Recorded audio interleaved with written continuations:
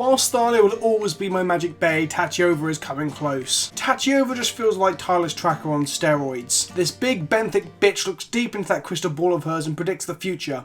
A one-way trip to Value Town. Tatyova gives us value for doing everything you want to be doing in Magic and EDH in general. Playing lands, ramping lands, lands, lands, lands. My current list looks a bit like this. It's quite a competitive list. Its main weakness is probably in trying to ignore what the table is doing in order to just go absolutely fucking mental and bury everyone in a cascade of card advantage, which is also known as a wascade. That's a portmanteau of the words value and cascade. No one said my humour and puns are particularly highbrow or witty. Sorry, I can't hear your criticisms over the sound of me drawing cards. Welcome to the Circus of Value!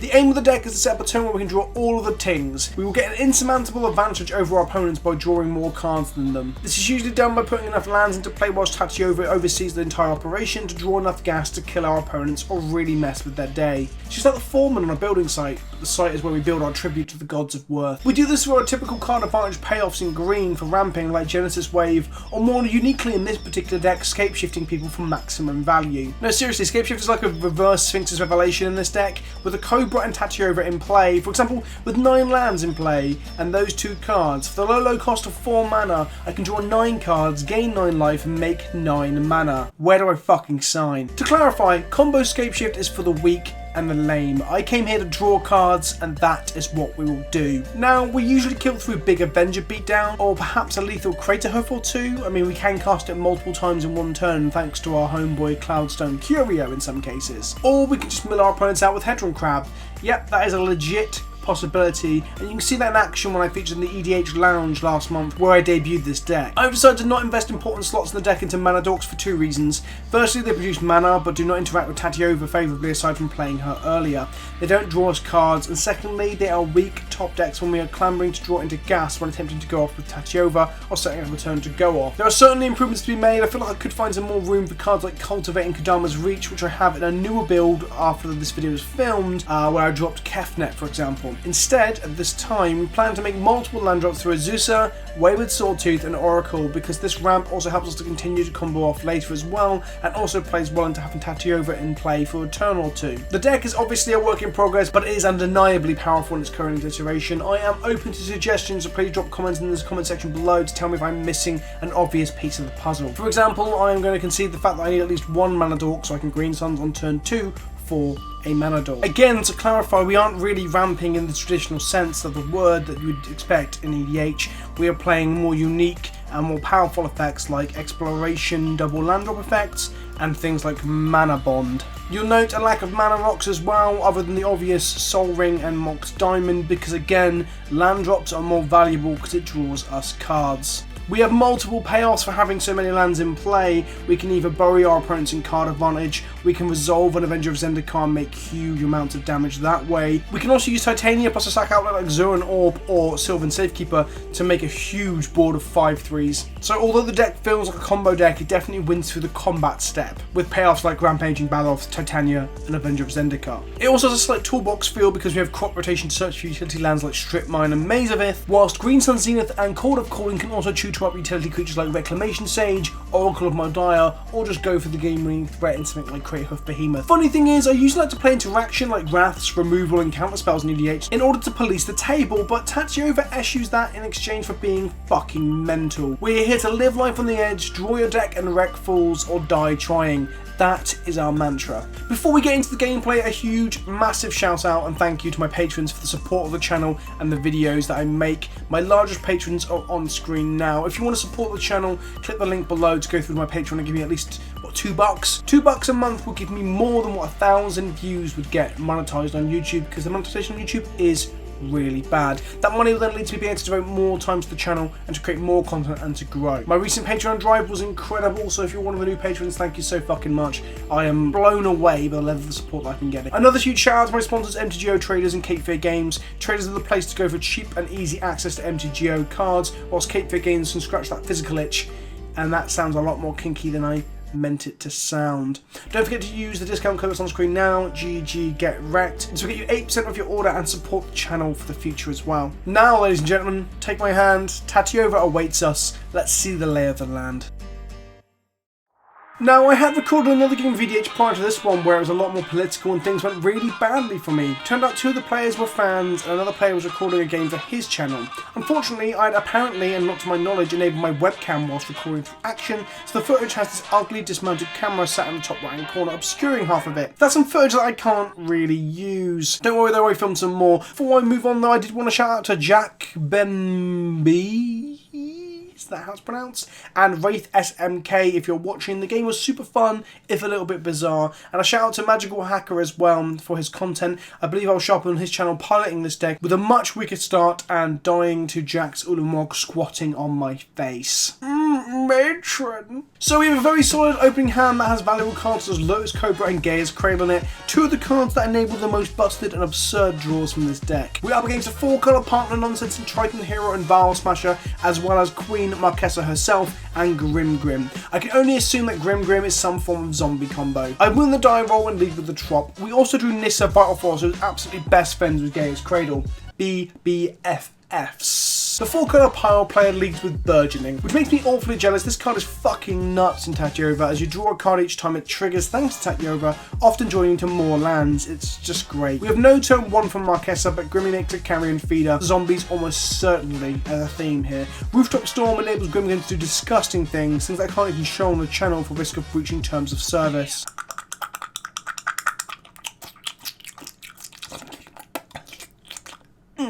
I play a Lotus Cobra and pass. If he survives and I get to untap with him, we can definitely play Corsair next turn because this Cradle generates 2 mana, 1 for ETB and 1 for tapping. If Cobra were to die, however, we might be in trouble as if we don't draw a 3rd mana producing land, we can't play anything. However, as Burgeoning has put the 4-colour player on 4 lands before he untaps on turn 2, I don't think I am the immediate threat here and hopefully he'll draw the flak.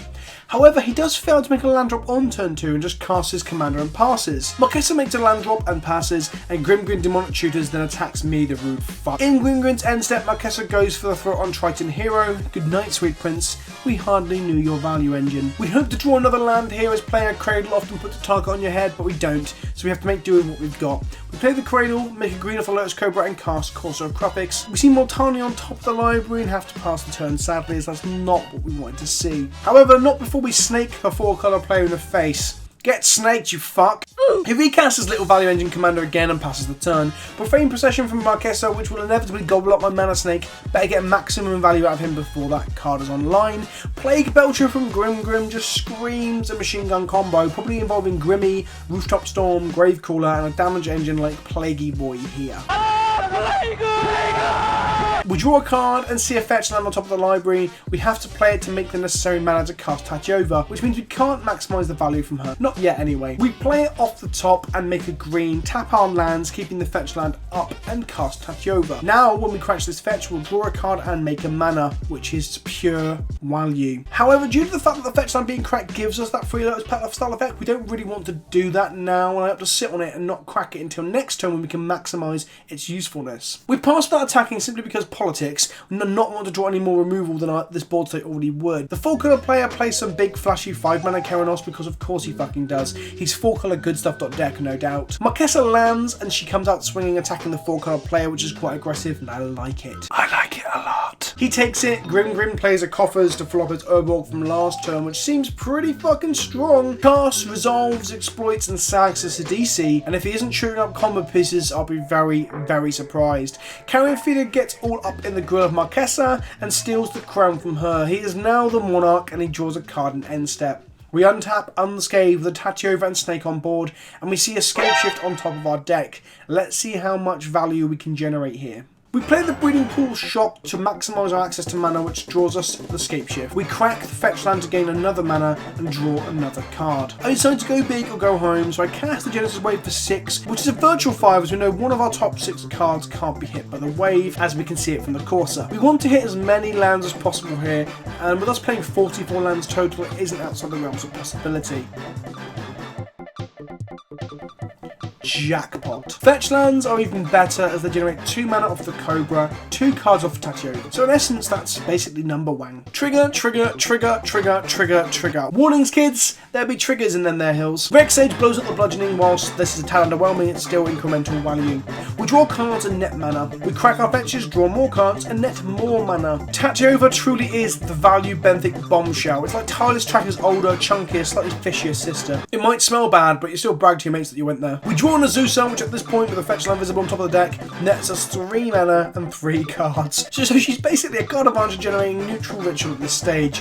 God, I fucking love this deck. We cast her with mana in our pool, then play another fetch land. Have to be careful we don't run out of fetchable lands in this deck, however. I haven't found the happy spot or happy medium for that, but some of the colours utility lands can probably go in favour of fetchable lands like basics. We don't particularly want the content of our library and want as much mana as possible, so a tapped land is awkward, so we fetch. Again, this nets us mana and cards. We play the land up top, which feels like not the optimal line here, and draw the Mox Diamond underneath. Yet more mana with our current hand. I crack the fetch land and draw a card and net another mana. I dump all my mana from my lands into my pool, and then I cast Scapeshift. Oh boy. Oh yeah. The value. I sacrifice all my lands except Gaia's Cradle. I get 8 lands, and I copy Cradle with Vesuva in a moment of stupidity, forgetting that Vesuva enters the battlefield tapped off of Scapeshift. Derp. Our opponent gets severely triggered by all this madness. The stack is so thick and full of my juicy value, one opponent concedes under the weight of that Wascade. I draw 8 cards, gain 16 life, 8 mana, and like a cherry on top, I get to scry 1. Yeah. I use my mana to cast Nissa Vital Force, who untaps my Cradle. I then cast an Avenger of Zenith card, which allows me to tap my Cradle for 14 green mana. Seems fair. I keep going by casting an Oracle of Moldiah, then playing a land from the top of my deck, drawing a Walking Ballista. Yeah, baby, yeah! I tap a bunch of my summoning sick creatures and call for Craterhoof Behemoth. I harrow, draw 2 more cards, 4 more life and 2 more mana. At this point I think I may have won. I've had my cake, and before eating it I've probably used it to masturbate with. So I decide that now I'm covered in icing sugar and cream and shit, I should probably stop masturbating all over the place and kill them. I cast a Walking Ballista for 10 and swing for lethal, barring 1 damage against them. Ballista finishes the game with 1 sweet machine gun kiss. Kiss my mechanized gun of death, you fucking slut. GG just said, and it's over. Tatyova is victorious, and rather gloriously so. So is the deck consistent? Well, relatively so. After this game I got absolutely steamrolled by some solid start from Elves. A turn 5 infinite mana, infinite card draw engine is going to get the job done. What I've noticed whilst playing online is that hardly anyone is trying to interact, so it often feels like a race to combo or kill faster than your opponents. I then got steamrolled again by Elves. I had an Azusa in play, away with Swordtooth in hand, and a Green Sun Zenith, which I can get Excavator for to start going off with the fetch lands in my bin, before I realised I hadn't actually put an Excavator in the deck. Unexpected item in bagging area. Yeah, that was a shame concession. I then had another game where I managed to assemble a sweet value engine. I untapped with a Lotus Cobra in play. If anyone sees a theme here, please let me know. And play a land generating extra mana. I cast Crucible of Worlds. I Ghost Quarter myself, finding a land, making a mana, and then using that mana plus the land I just got and tapping to play Explore. Explore is a new addition to the deck in place of Spore Mound. I draw life from the loam, and I replay the Ghost Quarter netting a mana, and I cast Hedron Crab because, well, crab life. I quarter myself, net a mana, tap and play loam to bring back all the lands in my yard, and then begin to mill one of my opponents, which is great because that then drew removal to the crab and left my cobra to survive. A few turns later our opponents died under the sheer weight of value, but slower this time. We didn't get to quite to the point where we could kill them with Hoof, but we had Seedborn Muse on board and a Walking Ballista to dump mana into. Oh, and of course a rather innocuous Blue Sun Zenith sitting in hand. The game-ending board state of this deck, although not that different to many green decks in the format, are all immensely satisfying. Ultimately, we just got to the stage of playing lands. When you boil it down to it, isn't that what Magic is in its purest form? Thanks once again for watching. If you enjoyed the deck and want to see more, there's a link on screen now to my time on the EDH Lounge with this deck in its first, less tuned version. Be warned though, that video is more slow and chilled than this one and not as heavily edited. If you want to see more gameplay like this in the style of this video, then check out the Krenko video on screen now or some modern green-black Value Town. Drop me a comment below, show me some love, let me know what you want to see next, and I'll see you all next week, kids. Ta-ta for now.